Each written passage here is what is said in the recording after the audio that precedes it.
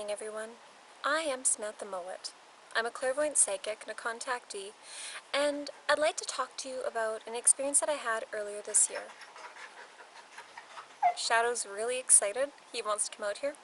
We can't trust him. There's bunnies. He's going to want to chase the bunnies. So if you hear puppy sounds, I do apologize, but he's just right over there and very excited to come through. Anyway, during this encounter, part of what was interesting for me was it was before I'd actually gone to bed that night. I was laying in my bed.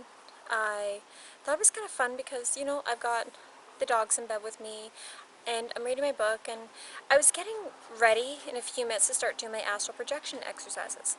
And whilst it was happening, I started to feel almost as though the energy was becoming kind of unstable. It felt like it was shifting from the vibration our home is normally at, which is typically pretty harmonious and pretty stable, to it almost feeling like it was going kind of like a heaviness and kind of like becoming inconsistent, like it was going back and forth. I thought, well, that's peculiar. I wonder who the heck is coming, because it didn't feel like the similar vibration of craft coming overhead. It didn't feel like a vortex opening up in a wall. It didn't feel like a being had already popped into our house. And so I thought, maybe I'll go to bed. Maybe I'll go see who the heck this is. Not thinking at the time that I hadn't really put up our energy protection around the house. Not thinking about the fact that, well, I'd only done energy protection at that time around the kids, the dogs, the cat, the fish, getting them all done. And I normally do me right after I get ready to astral project. So I was laying in bed, and I started relaxing my body. And for me, in order to do this, sometimes I have the light off, sometimes I have the light on.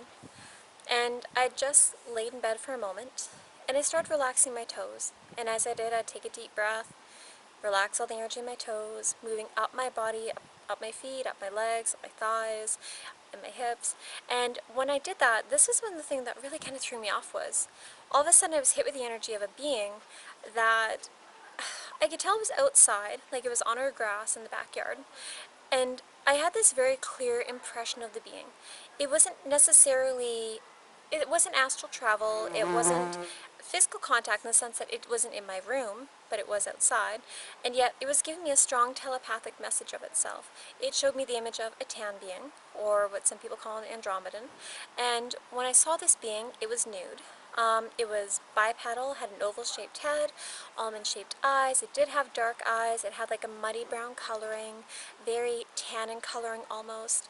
And the thing I thought was kind of interesting was, yes, it was nude, but it had a very distinct male energy, and so I get really excited right away when I can feel the being's energy and get to know, okay, well, this kind of being or that kind of being. So for people like me who are very energetically focused, they get super excited when stuff like that happens, because then it takes the guesswork out of it. It's not like when you have a being coming to you that, for instance, with humans we can be a little more complicated, because if you have a human coming to you who has energetic cords or attachments to whether it's living people or dead people, or having entities connect onto their aura, people can be a little bit harder to read when they're first popping into your space psychically, or at least until you really get an idea.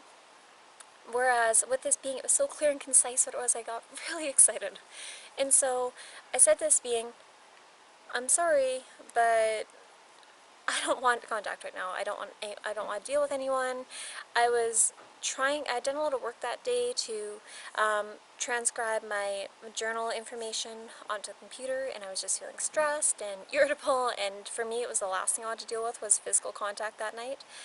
And so I said something like, not now, I'm busy, something like that. I'd have to check my diary to really be sure what I had said to it. And then I put up energy protection. I dropped pillars of light around our property and pushed it out because I just didn't want to deal with anybody.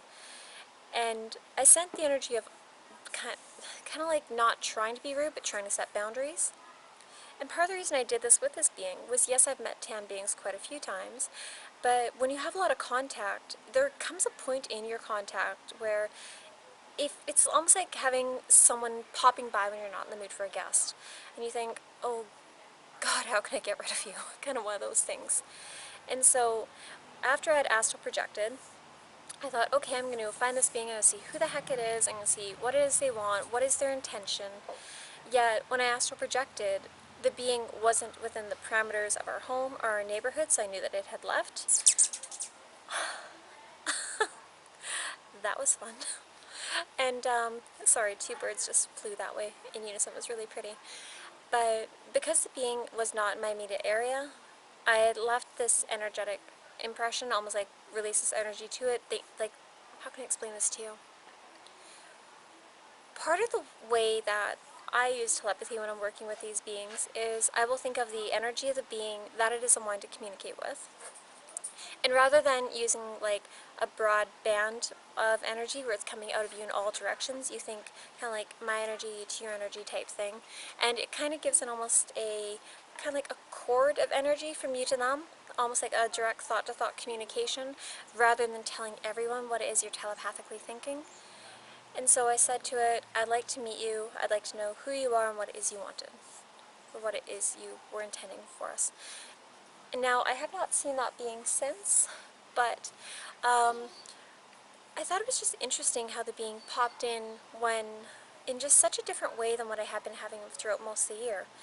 In this year, when it comes to my abductions, I've been taken physically more than I've been taken astrally, which I find quite interesting because in other years it was more astral than physical. And you have to really write down in your experience journals what it is you're going through.